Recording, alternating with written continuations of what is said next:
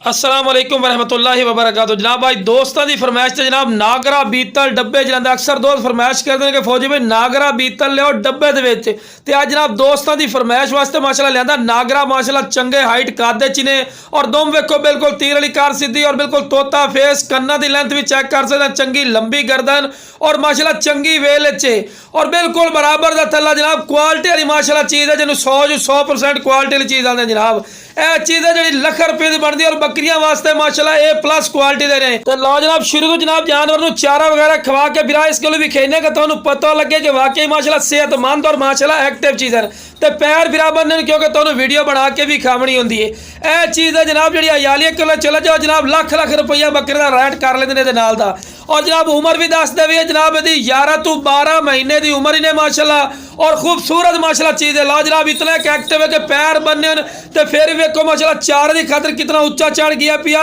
और चंगे हाइट कादे च बंदे नाल खड़ा करने का मकसद यह होता कि तुहानू हाइट कादा भी पता लगे। तो ला जनाब तुहानू टोर फेर के विखा रहा है कि तुहानू पता लगे कि सेहतमंद और माशाल्लाह एक्टिव है और चंगी वेल और माशाल्लाह बेहतरीन माशाल्लाह क्वालिटी वाली चीज़ है। तो ला जनाब माशाल्लाह बिल्कुल तोता फेस ही ने तोता फेस और झालर भी चेक कर सकते हैं जिवें बच्चों की झालर होती है और चौड़े कन्ना दे विच और माशाल्लाह खूबसूरत माशाल्लाह चीज़ है माशाल्लाह अख में पर जिवें नगीना होता है। तो ला जनाब नागरा पट्टी भी चेक कर सकते हैं हे नागरा डब्बे दे विच लेकिन प्योर क्वालिटी की निशानी भी विखा रहे हैं और बिल्कुल ढिली चमड़ी दे विच माशाल्लाह रेशम वाली कर पशम इसू और क्वालिटी